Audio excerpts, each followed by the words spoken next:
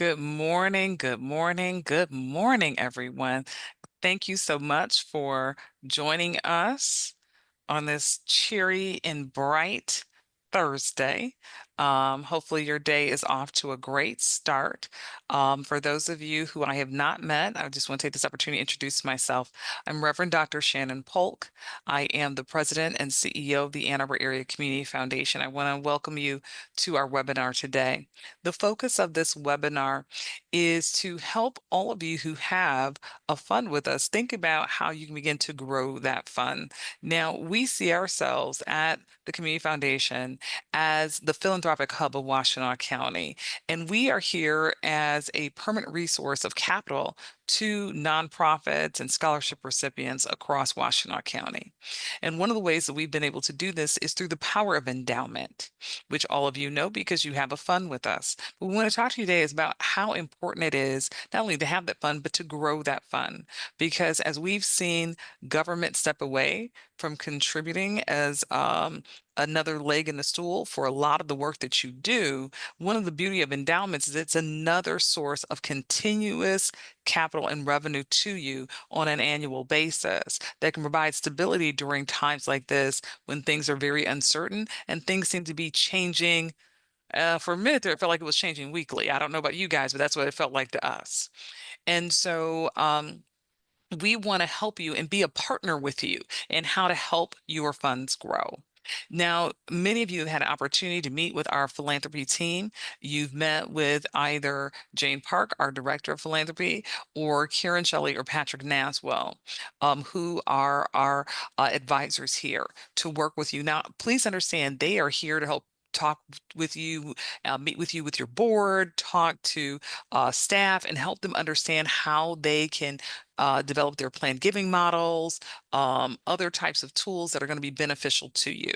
Now, please know that everyone that has a fund at the foundation has someone who is dedicated and assigned to your fund so that you have that personal contact. That's really important to us that you know who that person is and that you develop that relationship with them. So, with that in mind, please know that we have taken into account the changing landscape. So, we have something that we'll be introducing toward the end of the webinar today that we think will also be another tool to assist you as the landscape continues to move. But I just want to move us right along into the reason why you're here, and that is to hear some people who have done this very well. So, you're going to get an opportunity to hear about the Sister Evangelist Fund. Now, this is an endowment that started with $1 million and now has grown to $10 million. And so you're going to get to hear from two of the leaders who've been instrumental in doing that. The first is going to be Amanda Carlisle. Now, Amanda is the executive director of the Washtenaw Housing Alliance, and it's a coalition of 25 organizations that are working with those who are experiencing homelessness in our county. Now, she's got a lot of expertise in system coordination, advocacy, and nonprofit leadership. And joining her is going to be Norman Herbert. Now, Norman has served on our board. He is also chair of the Yvonne Fund's cabinet, but he's a retired university executive who's got decades of experience in managing endowments as well as civic leadership. So now I'm going to turn it over to Norman and Amanda, who are going to share with you a little bit. When they get finished, then we're going to have an opportunity for Q&A. All righty. Amanda, Norman, I'll turn it over to you two. Thank you, Shannon. Good morning, all. Amanda and I appreciate having this opportunity to share with you. We're going to work off these slides to share with you the evolution of the Yvonne Fund. The formal name of the fund is the Sister Evangelist Fund for Permanent Supportive Housing Services. Our goal is to be a stable, reliable support for partner service agencies while moving closer towards making homelessness rare, brief, and non-recurring. This unique model with the countywide adoption was started with the countywide adoption of the Blueprint to End Homelessness in 2004, which was an effort led by the Washtenaw Housing Alliance. The blueprint established the need to create more permanent housing with services. A study identified the need for 500 units with supportive housing services to reach the goal of ending local homelessness. It was estimated that it would require about $5,000 per unit in the way of housing services for an individual experiencing homelessness to maintain their housing.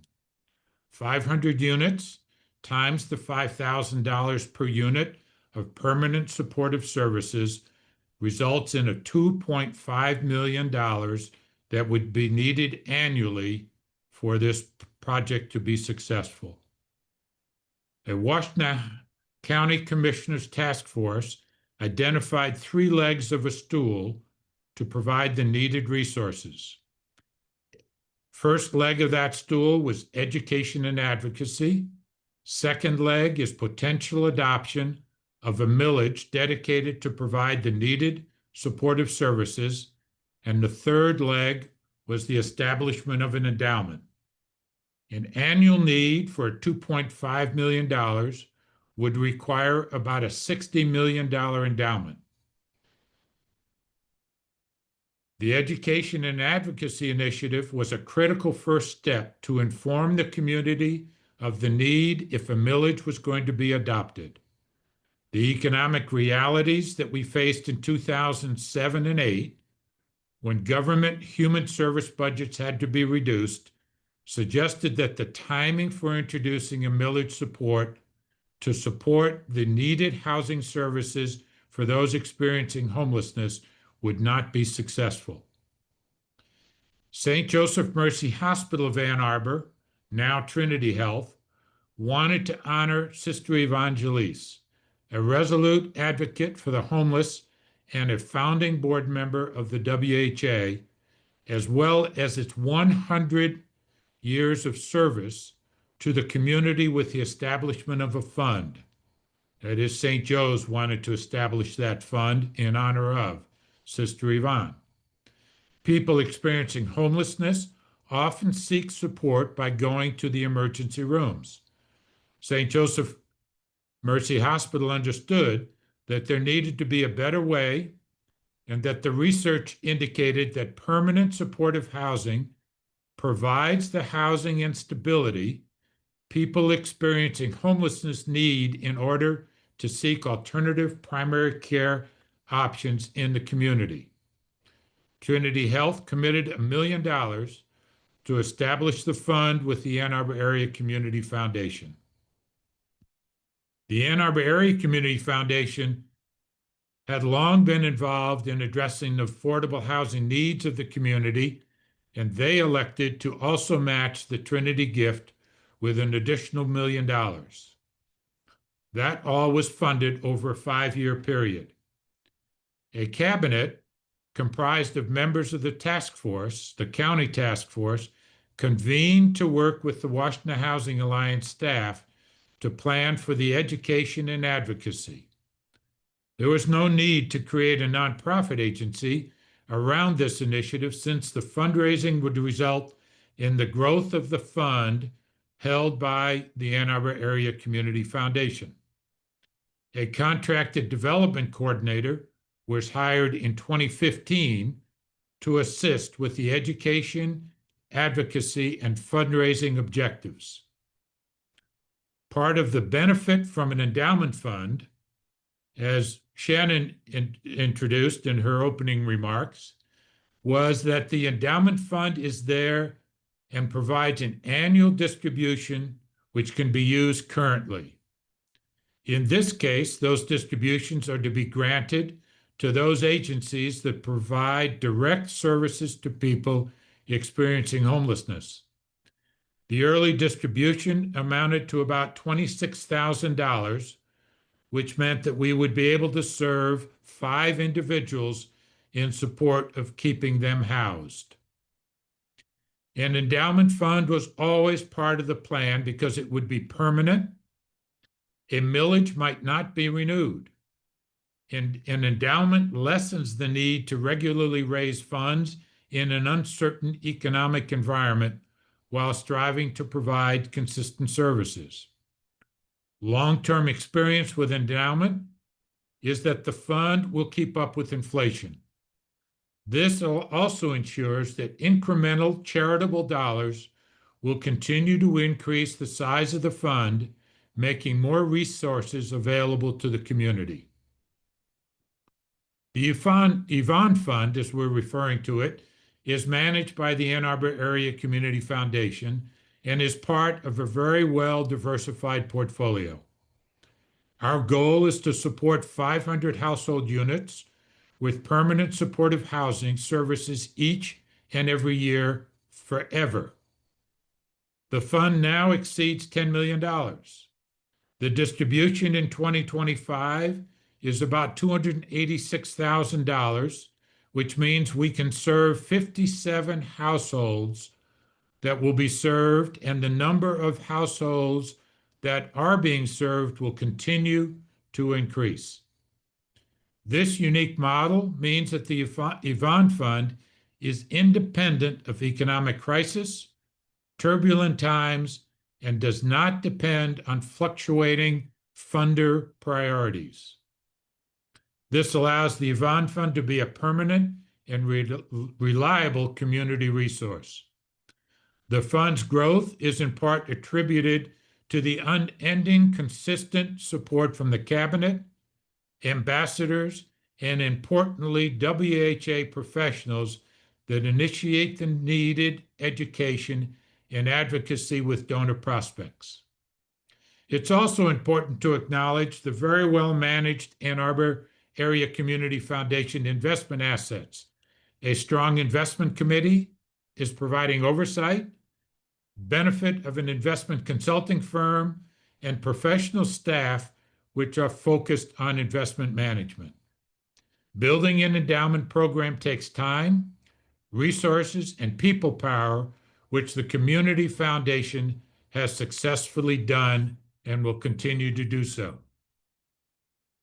Should you be interested in the performance returns, as of June 30th, 2025, the last 5 years performance result was 12% per annum and 8.5% per annum over the last 10 years. Returns for the last year were led primarily by international equities, which were up 16.6%, while U.S. equities, they were not far behind at 15%. But again, the benefit of a diversified portfolio. Although the portfolio's performance is tracked against a number of different benchmarks, the overarching goal is to maintain the inflation-adjusted value of the community's gifts over time. Since the spending policy provides for 5% of the 16-quarter rolling average that's to be distributed in grants, awards, and operating support each year by the foundation, this means that the objective is to achieve returns of 5% plus inflation, or in our internal shorthand, we would say CPI plus 5%. By that measure, the recent results have been highly encouraging. Over the last 10 years, the Ann Arbor Area Community Foundation investment portfolio results have exceeded inflation by 5.4%, and over the last 15 years, 6.3% per annum. Again, very successful returns. I will now turn this over to Amanda to give you more of an understanding of our services.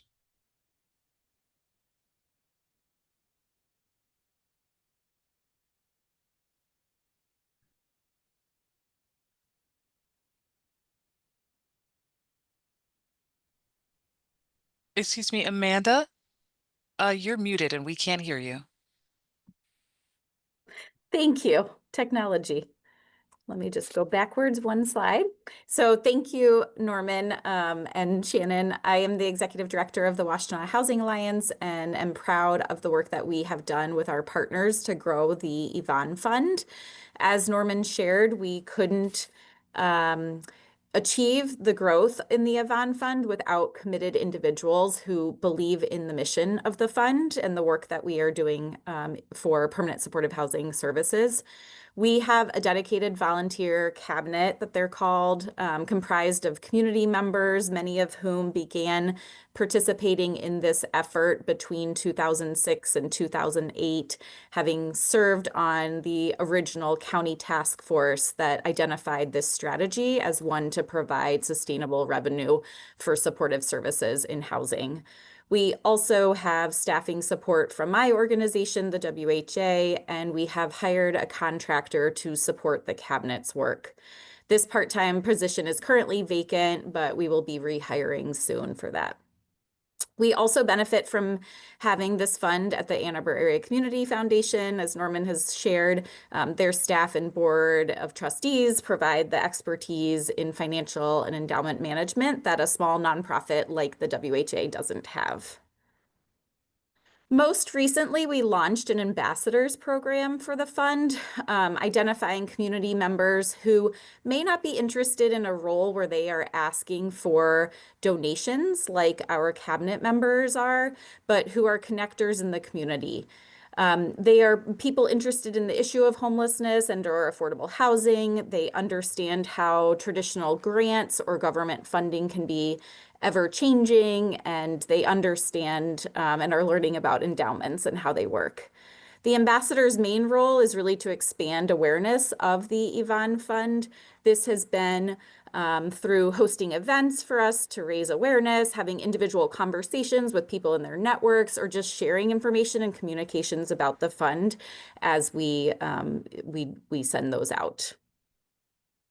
In addition to the people, we have built over time a set of marketing materials needed to help people understand the fund and its impact on the work to end homelessness.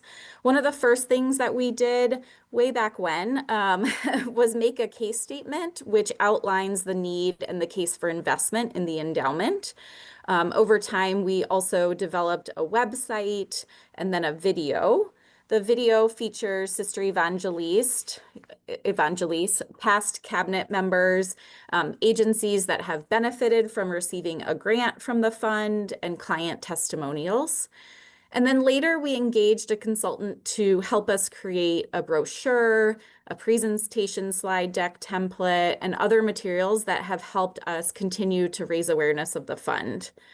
We continue to grow and update the materials based on the audiences to which we are presenting information about the fund, whether it's a recent presentation that I did at the Washtenaw County Board of Commissioners, or it's with a potential donor. We can always kind of adjust the message to make it digestible for the audience that we have. So here are some pictures of the brochure and the case statement that we created. These are also on our website, which I'll share at the end of the presentation. And then here are some quotes from the leaders of the agencies that have benefited so far from the fund distribution grants. So we have had distributions since 2015, and these grants have so far gone to Michigan Ability Partners and Avalon Housing, the two largest providers of permanent supportive housing services in our community. And with the distribution in 2025 being $285,000, we're hoping to add an additional grantee agency this year, which will be really exciting. So we have several ways we offer for individuals and businesses to contribute to the endowment. This is probably not surprising for a lot of you if you're in leadership or development, but it includes one-time contributions, matching gifts, pledge contributions, and planned gifts. We have mostly received sort of those one-time or recurring donations from individuals. And we have recently launched a larger planned gifts initiative to generate more substantial gifts to the fund over the long term.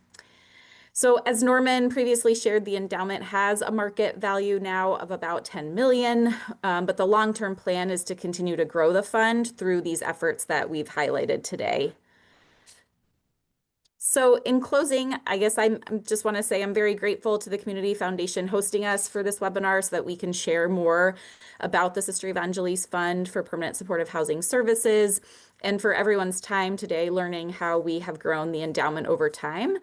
This slide has our contact information and we are open to answering any questions that people may have had. Thank you, Amanda. Thank you, Norman.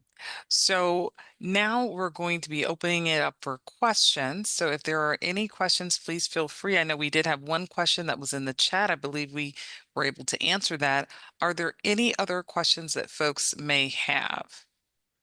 And it can range in anything from what are the steps to establishing an endowment fund, um, to what are some of the risks of establishing an endowment. Happy to answer any of those. You know, Shannon, I can restate that question. It was from Barbara at SOS, Mhm. wanting to know if there was a minimum size donation to be contributed to an endowed fund. The answer was once the fund is established, you can contribute any size donation. But I want to add to that in that we also can work with your donors in non-cash gifts as well. So if they have stock that they would like to transfer into your fund, we can certainly help them with that. And also we work with the cabinet and Amanda and her team on planned gifts as well to their fund. Karen, thank you for bringing up the issue of non-cash gifts. That means if someone has property, if someone has art, if someone has stock, if someone has all kinds of things that anything that's not cash, we can help you with converting that to cash that then can be placed into your fund. Okay. Um, Karen, I can oh, add, thank you, Norman.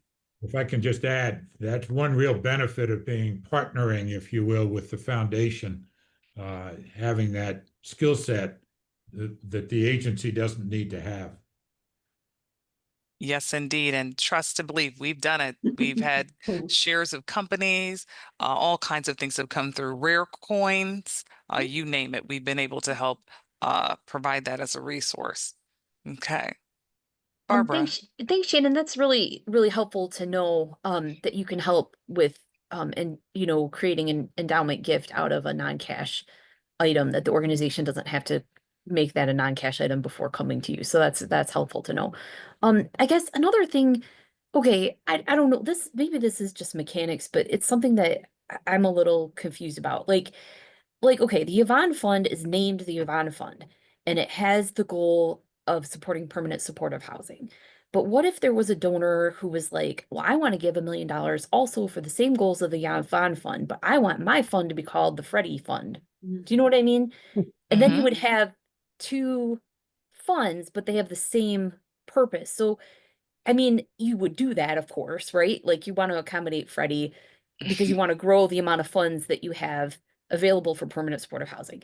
So, I mean, for where I'm sitting, because we have three funds that are endowed Mm-hmm. with the Ann Arbor Area Community Foundation because people wanted specific funds named.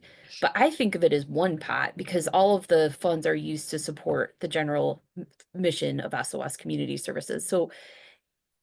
So I guess I was thinking like the opportunity to have named recognition of a fund is also a donor benefit that you can give people if they're trying to memorialize somebody who has passed away, but still grow your total overall endowment. You don't have to think of them as like separate. Is that like, does anyone want to speak to how that works? You know what? That's a great point, Barbara. And you bring up an amazing point too, in the power of endowment and the fact that, yes, you have a number of endowed funds with us. The difference between those funds and what they're doing with the Yvonne Fund is that if somebody really wanted to make an impact and say, I want to create this fund to benefit SOS Community Services, I'm going to put $1 million into the pot, but they really, really want to support you, they're going to rally around it. Maybe they'll do annual giving campaigns where people can contribute to that fund and continue to grow it. But to your point, all those funds work in tandem to help support you, and they can be just as powerful individually. And just remember that they were established at different times. So their spendable distribution is going to be a little bit different as well because we work off of 16 quarter rolling average. So there's always going to be a little bit of peaks and valleys on a lot of things, but when you have those three funds together, you have a really nice balance. And I would introduce, if I may, that's an internal accounting. You're going to report to that donor, whether it's their fund or the program fund. Sure. If they recognize that it's a unique, separate fund, that's fine. Internally, you're going to group them. And from an operating standpoint, you'll benefit from, if you will, 3 funds, 4 funds. That doesn't make any difference. That's internal accounting. And you can honor the interest on the part of the donor to have a specific, if you will, legacy with their name on it. Thank you for that, Norman. Appreciate that. Thank you, Karen. And Barbara, thank you for that question. So I know that this is a question that always comes up, and I'm going to pose this to the philanthropy team. Can smaller organizations realistically build an endowment? And how would they go about doing that? That's always a real challenge. Folks are like, "Ooh, I don't know if we're big enough to do this." Well, I will tell you, my favorite saying is every nonprofit is one planned gift away from an endowment. I mean, it's the easiest way to grow endowment. Really work on your, excuse me, your planned giving program.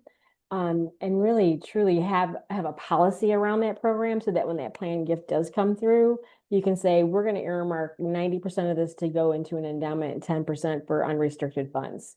But it's really about having a plan on how to do it. But I think any size shop really can look towards it. And it can be as much as working with your major donors to say, we want to do this, and maybe do a matching campaign to start an endowment. Thank you. So, Karen, the other thing I'd like to do now is if you could talk about a brand new product that we're going to be introducing. I know you've been working on it. Could you share with everyone what we're about to do? I mentioned this in the beginning of my comments. So, Karen, if you could share that. Sure. We're really excited. Okay, so this kind of goes back to that question. That was the perfect question, Shannon, to actually tee this up. We do have community nonprofits who say we really want to get to an endowment, but we're not really sure that we have the resources to do it. A lot of times you have to have all the right things in the right places before you're even ready for endowment. So what we are introducing is that we're calling our non-endowed reserve fund. This is a fund that is not endowed. So which that means is the difference between endowed and non-endowed. Endowed funds are actually owned by the community foundation. You benefit, the community nonprofits benefit from the spend distribution from that fund, but the funds themselves are actually owned by the community foundation. The difference with a non-endowed fund, it's almost kind of like it's almost like a donor advised fund, but it's for a community nonprofit. With the difference being, it's really more of an emergency fund, if you will, can be used for that purpose, or can also be used as a stepping stone to endowment. If you have say a planned gift, it's $50,000. That's the perfect amount to create an endowed fund with us. But a non-endowed reserve fund gives you the opportunity to at least test the waters. It can give your board some security in knowing that, yes, we can access those funds if something horrible happens. And we just really want to feel what an endowment would look like. So we do have this product that we're going to be rolling out. And what that means is a non-endowed fund can be used as a reserve fund. Like I said, it can also be used as like a reserve fund to help you in case of an emergency. So what that means is you can actually tap into those funds and get yourself through that emergency or whatever it might be. There's just so many possibilities. It could be used if you're planning a capital campaign. Say you want to raise $5 million. You need a holding place for those funds. You can put it in a non-endowed fund here at the Community Foundation and reap all the benefits that you would get, as Norman had alluded to, when you have several funds with us. It reaps the same benefit as your other funds because it's grouped together like one fund. So much possibility with a non-endowed fund. It's something that's done in a number of community foundations across the country. Not really terribly popular in this area, and that's why we're bridging that gap. And talking to a lot of the community nonprofits, I did get the feedback saying our board really wants to do endowment, but they're really afraid of that whole lockbox effect of an endowment. So this is a really great first step into endowment and recognizing the security that it can offer your organization. Does anybody have any? Jane, Patrick, did you have anything you wanted to add to that? Yes, I think everything that Karen said, absolutely. The non-endowed funds are invested in a way that hopefully they'll be growing a bit faster than what you might find in your average commercial fund as well. So that if you're intending to make that investment with dollars that you don't plan to spend within the next 18 to 24 months or so, you should be able to see potentially higher returns on those funds as you move forward. Yet you'll still have the flexibility to be able to dip into that reserve more than you would with an endowed fund in case of an emergency. Okay, thank you, Patrick. Jane? I just wanted to thank Patrick for adding that because I was just fielding a question related to that. So thank you. Excellent. So I, if there are there any other questions? I know we said we would stay on until 11:30, but we certainly want to respect your time. If there are no other questions, first of all, I just want to say thank you to everyone for attending. Please, you taking a look at these three amazing staff members here at the Community Foundation. They are here to help answer any questions you have, work with you. These are the folks that will be helping to steward your funds. They are here to work on your behalf. There will be a link that you'll be sent for a post-event survey. Please fill that out. We appreciate your feedback. And also know that the recording and the slides will be sent to you for use to review, perhaps with staff and board if you need that. All righty. Thank you all so much for your time. Have an amazing day.